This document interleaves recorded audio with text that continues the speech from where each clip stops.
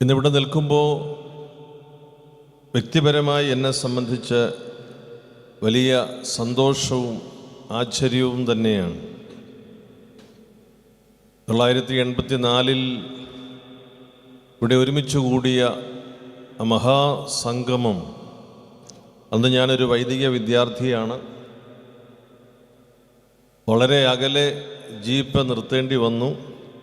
അവിടെ നിന്ന് നടന്നും ഇരുന്നും എഴഞ്ഞും ഈ സ്ഥലത്ത് വന്നതും ആയിരക്കണക്കിന് വിശ്വാസ സമൂഹത്തോട് മാർത്തോമാ ശ്ലീഹായുടെ മക്കൾ എന്ന നിലയിലുള്ള ആ ഒരു തികഞ്ഞ കൂട്ടായ്മ ബോധ്യത്തിൽ എല്ലാവരോടും ഒപ്പം ചേർന്ന് നിന്നതും മനസ്സിൽ ഇപ്പോഴും വലിയ പ്രത്യാശ നൽകി അത് മുൻപോട്ട് നയിക്കുകയാണ്. ഇന്ന് ഇവിടെ ഈ റൂബി ജൂബിലിയുടെ ഈ മഹാസമ്മേളനത്തിൽ സംബന്ധിക്കുമ്പോൾ ഈ നിലയ്ക്കൽ എക്യുമെനിക്കൽ ട്രസ്റ്റുമായി ബന്ധപ്പെട്ട്, എക്യുമെനിക്കൽ ദേവാലയവുമായി ബന്ധപ്പെട്ട് നമുക്ക് സ്വർഗം നൽകുന്ന പുതിയ ദിശാബോധത്തെക്കുറിച്ച് തിരിച്ചറിവ് സമ്പാദിക്കുന്നതിനുള്ള ഒരു കാലം കൂടിയാണ് എന്ന് ഞാൻ വിശ്വസിക്കുന്നു. നിലയ്ക്കൽ എന്നതിന്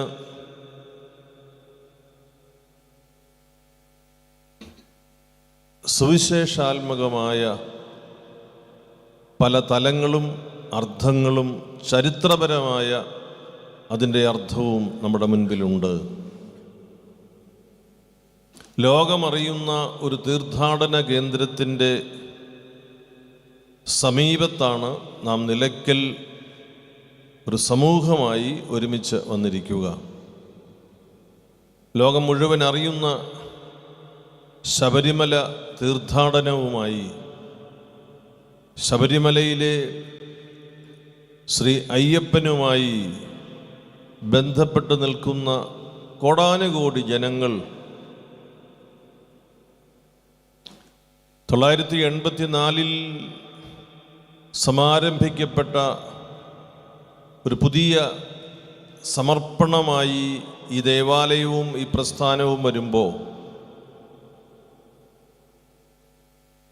ശബരിമല ശാസ്താവിനോ ശബരിമലയിലെ ശാസ്താവിനെ ആരാധിക്കുന്നവർക്കോ മനോവിഷമമുണ്ടാകുന്ന ഒരു സ്ഥലപരിധിയിൽ നമുക്ക് ദേവാലയം വേണ്ട, അതിൻ്റെ പുറത്ത് നമുക്ക് ദേവാലയം മതി എന്ന് നമ്മുടെ പിതാക്കന്മാർ, അതിന് നേതൃത്വം നൽകിയ മഹാരഥന്മാർ നിർബന്ധ ബുദ്ധിയോടെ നടത്തിയ ഒരു ക്രൈസ്തവ സാക്ഷ്യത്തിൻ്റെ പരിണിതഫലം നിലയ്ക്കൽ പുരാതനമായ ഒരു മാർത്തോമാ ക്രൈസ്തവ കേന്ദ്രമായിരുന്നു എന്ന ചരിത്ര വസ്തുത അതിൻ്റെ പഴമ നിലനിർത്തിക്കൊണ്ട് തന്നെ അതിൻ്റെ പുതിയ അർത്ഥങ്ങളിലേക്ക് നമ്മെ നയിക്കുകയാണ്. ഇവിടെ വന്ന് ഈ സ്ഥലത്ത് എത്തിച്ചേരുന്നത് അല്പം ആയാസകരമാണ്. വന്നു കഴിഞ്ഞാൽ ആ ബുദ്ധിമുട്ട് തോന്നുകയില്ല. ഇവിടെ അങ്ങനെ ഒരു പെർമനൻ്റ് റെസിഡൻസും ഈ പ്രസിഡന്റ് തിരുമേനി അനുവദിച്ചിട്ടില്ല. നാം ഇവിടെ വന്ന് നമ്മുടെ കൂട്ടായ്മ ബലപ്പെടുത്തി നമുക്ക് സാധ്യമായതുപോലെ നമ്മുടെ സഭകളെയും തിരുസഭയെയും ബലപ്പെടുത്താനുള്ള ആലോചനകളും പ്രാർത്ഥനകളും നടത്തുന്നതിന് നമ്മെ സജ്ജീകൃതരാക്കുന്ന ഒരു സ്ഥലം.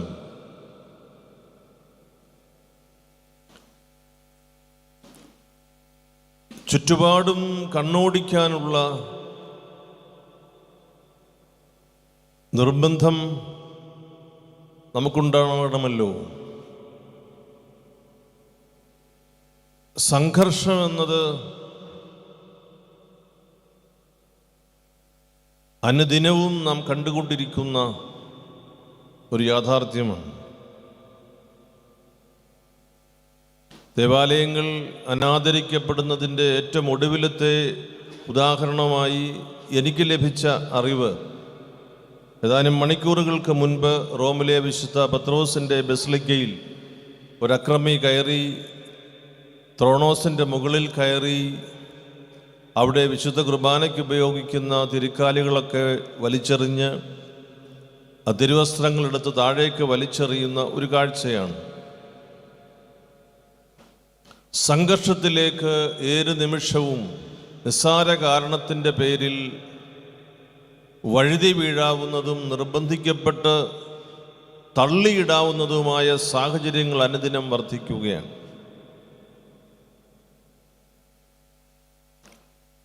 ഇതിൻ്റെ മധ്യത്തിൽ നമ്മുടെ സ്വത്വബോധം, സമുദായബോധം, സഭാബോധം, യേശു ക്രിസ്തുവിനെ രക്ഷകനും നാഥനുമായി പ്രഖ്യാപിക്കുന്നതിൻ്റെ സാങ്കത്യം, ഇവയെല്ലാം നിലനിർത്തിക്കൊണ്ട് വേണം നാം ഇതിന് പരിഹാരം കണ്ടെത്താൻ.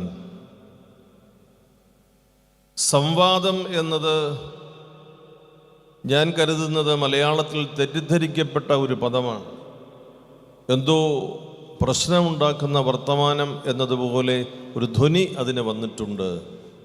നിർമ്മലമായ സംഭാഷണം എന്ന് അതിനെ മനസ്സിലാക്കുമ്പോൾ, ഹൃദയം തുറന്ന സംഭാഷണം എന്നത് മനസ്സിലാക്കുമ്പോൾ അതിൻ്റെ യഥാർത്ഥ പൊരുളിലേക്ക് നാം വരും എന്നതും സത്യമാണ്. സംഘർഷവും സംവാദവും സംഭാഷണവും സാമീപ്യവും ഈ പുതിയ കാലത്ത് നാം എങ്ങനെ കൈകാര്യം ചെയ്യുന്നു എന്നതിന് നിലയ്ക്കൽ ആ നാമവും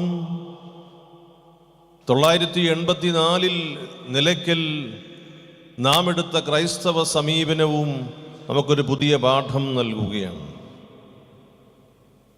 സംഘർഷത്തിൽ നിന്ന് നിർമ്മലമായ സംഭാഷണത്തിലേക്ക് വരുന്നതിന് നമ്മെ സജ്ജരാക്കിയ വിശുദ്ധമായ ഒരിടവും നമ്മുടെ പിതാക്കന്മാർ ആരാധിച്ച സ്ഥലവുമാണ്. പിതാക്കന്മാർ ആരാധിച്ച, ക്രിസ്തീയ ജീവിതം നയിച്ച പുരാതനമായ നമ്മുടെ മണ്ണിലെ ഒരിടമെന്ന നിലയിൽ നമുക്കൊരഭിമാനബോധം, ചരിത്രബോധം നമുക്ക് നൽകുമ്പോഴും യേശു ക്രിസ്തുവിൻ്റെ സ്നേഹം നമ്മെ നിർബന്ധിക്കുന്നത് സ്നേഹപൂർവമായ സംഭാഷണത്തിലേക്കാണ്. നിലയ്ക്കൽ എന്നത് ഒരു സ്ഥലത്തിൻ്റെ നാമം മാത്രമായി പരിമിതപ്പെടരുതേ. നിലയ്ക്കൽ എന്നത് നമുക്ക് സ്വർഗം തുറന്നു നൽകിയ ഒരു പുതിയ കാഴ്ചപ്പാടിൻ്റെയും പുതിയ സമർപ്പണത്തിൻ്റെയും പുതിയ ബന്ധത്തിൻ്റെയും അടിസ്ഥാനത്തിലാണ്. അഭിമന്യ മെത്രാപ്പൊലീത്ത ഇവിടെ സൂചിപ്പിച്ചതുപോലെ നമുക്കൊരുമിച്ച് ഇങ്ങനെ വന്നിരിക്കുന്നതിനുള്ള യഥാർത്ഥ സ്ഥിതി നമുക്ക് സമ്മാനിച്ചത് ഒരു സംഘർഷമല്ല, സ്വർഗം നമുക്ക് നൽകിയ കൂട്ടായ്മ ബോധ്യമാണ്. ചില സംഭവങ്ങളും സംഭാഷണങ്ങളും ചിലപ്പോൾ രൂപാന്തരീകരണത്തിലേക്ക് നമ്മെ നയിക്കും. അതിൻ്റെ അനുഭവമാണ് നിലയ്ക്കൽ 40 വർഷം എന്ന് നാം ആഘോഷിക്കുന്നത്.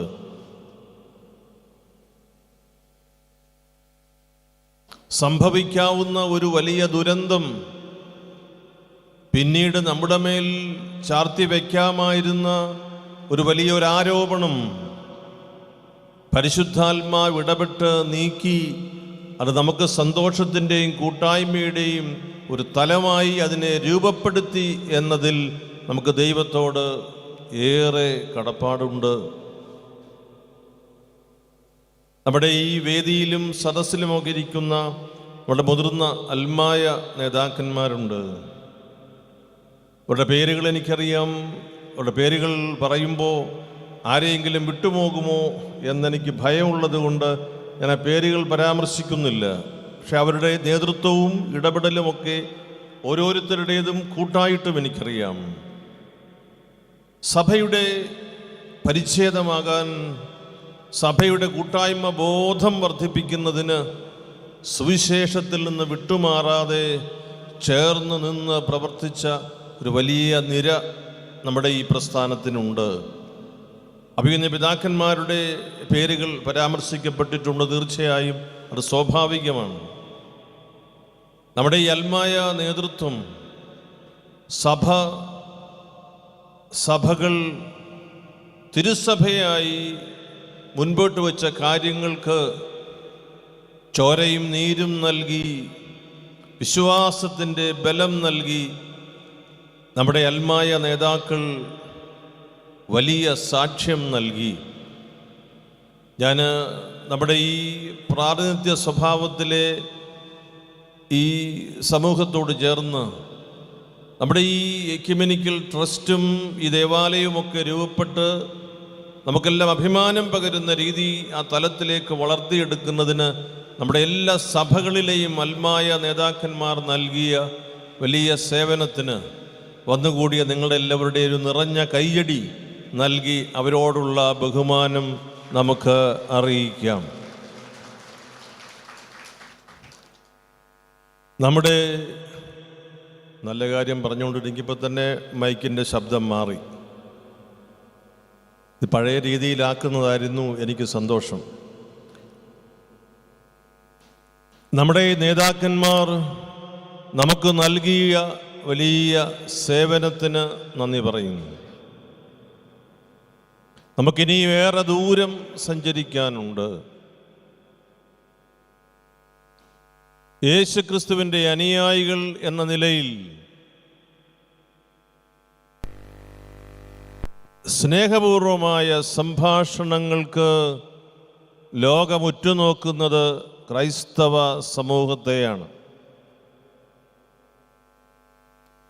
വിട്ടുവീഴ്ച ചെയ്യുന്നതിനും ക്ഷമിക്കുന്നതിനും കരുതുന്നതിനും കാത്തുസൂക്ഷിക്കുന്നതിനും ക്രൈസ്തവ സമൂഹത്തിന് സാധിക്കും എന്നത് ലോക ചരിത്രത്തിൻ്റെ ഭാഗമാണ്.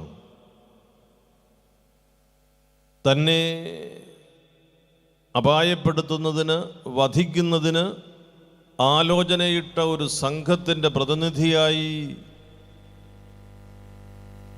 അതിന് കൃത്യമായ പദ്ധതിയോടെ പ്രവർത്തിച്ച തൻ്റെ ഘാതകനെ ജയിലിൽ പോയി തനിയെ മുഖാമുഖം നോക്കിയിരുന്ന് സംസാരിച്ച് ക്ഷമിച്ചിരിക്കുന്നു എന്ന് പറഞ്ഞ് ഒരു സ്നേഹചുംബനം നൽകി തിരിച്ചു പോകുന്നതിന് ജോൺ പോൾ രണ്ടാമൻ മാർപ്പാപ്പ എന്ന വിശുദ്ധനായ മഹാപുരോഹിതന് സാധിച്ചു എങ്കിൽ അത് പോളണ്ട് എന്ന സ്ഥലത്തിൻ്റെ കാലാവസ്ഥ കൊണ്ടല്ല, യേശുക്രിസ്തു എന്ന ദൈവപുത്രൻ്റെ നിർബന്ധിക്കുന്ന സ്നേഹം കൊണ്ടാണ്. അതിനിയും അവസാനിച്ചിട്ടില്ല എന്ന് ലോകത്തെ പഠിപ്പിക്കാൻ ഈ കാലഘട്ടത്തിൽ ഒരു പുതിയ നാമം ഈ വനാന്തരത്തിൽ നിന്ന് ലോകത്തിന് നൽകപ്പെട്ടിരിക്കുന്നു. നിലയ്ക്കൽ ദൈവം സമൃദ്ധമായി നമ്മുടെ കൂടിവരവിനെ അനുഗ്രഹിക്കട്ടെ എന്ന് പ്രാർത്ഥിക്കുന്നു. മറ്റു പിതാക്കന്മാരെല്ലാം സന്നിഹിതരായിരിക്കുമ്പോൾ ഞാൻ ഇനിയും പറയുന്നത് എന്നോട് കൂടുതൽ ദേഷ്യത്തിനോ ഒക്കെ കാരണമാകാമെങ്കിലും അത് പറഞ്ഞിട്ട് പോകണം എന്ന് ആഗ്രഹിക്കുന്നു. എങ്ങനെയോ അങ്ങനെയാണ് ആ സമയത്ത് വന്ന് സംഭവിച്ച ദേവാലയത്തിൻ്റെ കൂദാശ, പുതുക്കിപ്പണിത ദേവാലയത്തിൻ്റെ കൂദാശ കർമ്മം നിർവഹിക്കേണ്ടിയിരുന്നത് അഭിനന്ദനായ ജോസഫ് മാർത്തോമാ മെത്രാപ്പോലീത്ത തിരുമേനിയാണ്. വന്യപിതാവിന് അന്ന് ഇവിടെ എത്താനുള്ള ശാരീരികമായ ബുദ്ധിമുട്ട് ഉണ്ടായിരുന്നത് കൊണ്ട് ആ സമയത്ത് ഇത് കൂദാശ ചെയ്യാൻ എന്നോടാണ് പറഞ്ഞത്. അതൊരു സന്തോഷമായി കരുതുന്നു. നിങ്ങൾ അങ്ങനെ എടുത്താൽ മതി. ഇവിടെ താഴെയുള്ള കൽക്കുരിശിൻ്റെ ഖുദാശയുടെ സന്ദർഭത്തിലും ഇവിടെ വരുന്നതിനും പ്രാർത്ഥിക്കുന്നതിനുമൊക്കെ ഇടയായി. മലങ്കര സുറിയാനി കത്തോലിക്ക സഭയിൽ നിന്ന് ഈ ശുശ്രൂഷയ്ക്ക് വേണ്ടി നിയോഗിച്ചിരിക്കുന്നത് ഞങ്ങളുടെ പ്രിയപ്പെട്ട ജോഷുവ മാർ ഇഗ്നാത്തിയോസ് പിതാവിനെയാണ്. പിതാവ് അത് ഉചിതമായി നിർവഹിക്കുന്നുണ്ട് എന്നതിൽ ഞങ്ങളുടെ സഭയൊന്നായി സന്തോഷിക്കുന്നു. പിതാവിനെ സംബന്ധിച്ച് വളരെ സന്തോഷത്തോടു കൂടി പിതാവ് ചെയ്യുന്ന ഒരു ശുശ്രൂഷയാണ് ഈ എക്യുമെനിക്കൽ ശുശ്രൂഷ. പ്രത്യേകിച്ച് നിലയ്ക്കൽ എക്യുമെനിക്കൽ ട്രസ്റ്റിൻ്റെ പ്രവർത്തനങ്ങൾക്ക് എപ്പോഴും സഹകാരിയായി നിൽക്കുന്ന, സതീർത്ഥ്യനായി നിൽക്കുന്ന പിതാവിൻ്റെ ശുശ്രൂഷ. ഒപ്പം ബഹുമാനപ്പെട്ട ഷൈജു OIC അച്ഛൻ ബദനി ആശ്രമത്തിലെ അംഗമാണ്. ബഹുമാനപ്പെട്ട ജോർജ് തേക്കടയിലച്ഛൻ നമ്മുടെ ഈ ജൂബിലിയുമായി ബന്ധപ്പെട്ട ശുശ്രൂഷകൾക്കൊക്കെ പിതാക്കന്മാർ നിയോഗിക്കുന്നതനുസരിച്ചുള്ള ശുശ്രൂഷ വളരെ ശുഷ്കാന്തിയോടും ഉത്സാഹത്തോടും കൂടി നിർവഹിക്കുന്നു. ഇവരുടെ എല്ലാവരുടെയും സേവനം സന്തോഷത്തോടും കൂടി ഈ ശുശ്രൂഷയ്ക്ക് ലഭിക്കുന്നു എന്നതിൽ ഞാൻ എൻ്റെ നന്ദി, അവരോടുള്ള അഭിനന്ദനം അറിയിക്കുന്നു. അഭിനന്ദ പിതാക്കന്മാരോട് ചേർന്ന് നിന്ന് ഈ ശുശ്രൂഷയിൽ ഇന്ന് ഇടപെടുന്നതിന് സാധിച്ചു എന്നത് എൻ്റെ ഈ പുരോഹിത ശുശ്രൂഷയിൽ അവിസ്മരണീയമായ അനുഭവമായി ഞാൻ സ്വീകരിക്കുന്നു. ജനപ്രതിനിധികൾ രണ്ടുപേരും ഇവിടെയുണ്ട്, ലോക്സഭയിലെയും നിയമസഭയിലെയും. അവരൊരുമിച്ചാണ് ഇന്ന് തിരി തെളിച്ചത്. ഒരുപക്ഷെ ഇത് ഒരു എക്യുമെനിക്കൽ റെക്കോർഡായിരിക്കും.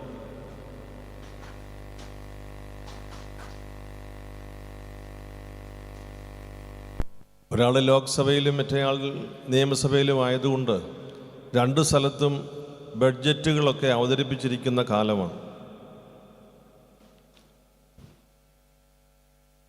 ഇനി പുതിയ കാലത്തേക്ക് നമ്മൾ നീങ്ങുമ്പോൾ നേരത്തെയൊക്കെ ഈ പൊതു ബഡ്ജറ്റ് അവതരിപ്പിച്ച് കഴിയുമ്പോൾ റെയിൽവേക്കൊരു പുതിയ ബഡ്ജറ്റ് ഉണ്ടായിരുന്നു. നിങ്ങൾ രണ്ടുപേരുടെയും മനസ്സിലിരുന്നാൽ മതി, വരും കാലങ്ങളിൽ നാട്ടിൽ താമസിക്കുന്ന മനുഷ്യർക്ക് ഒരു ബഡ്ജറ്റും കാട്ടിലുള്ള മൃഗങ്ങൾക്ക് വേറൊരു ബഡ്ജറ്റും വരുമോ എന്നെനിക്കൊരു സംശയമുണ്ട്. ഞാൻ പറഞ്ഞതിൻ്റെ കാര്യം, നാട്ടിൽ വസിക്കുന്ന മനുഷ്യരുടെ സംരക്ഷണം കാട്ടിലെ ആനകളെയും മൃഗങ്ങളെയും ഏൽപ്പിച്ചാൽ അത് സാധ്യമാകുന്നത് എങ്ങനെ?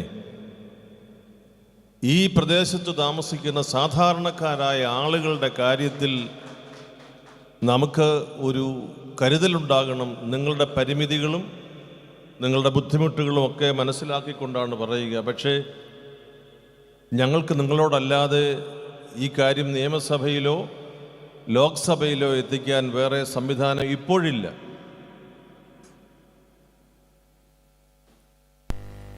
നമ്മുടെ ജനങ്ങളുടെ സുരക്ഷിതത്വം ഉറപ്പുവരുത്തുന്നതിന് എന്തെല്ലാം തർക്കങ്ങൾ പറഞ്ഞാണ്, എന്തെല്ലാം ന്യായങ്ങൾ പറഞ്ഞാണ് മനുഷ്യരെ ആക്രമിച്ച് കൊലപ്പെടുത്തുന്നതിന് ശേഷമുള്ള കാര്യങ്ങളെക്കുറിച്ച് വിശദീകരിക്കുക.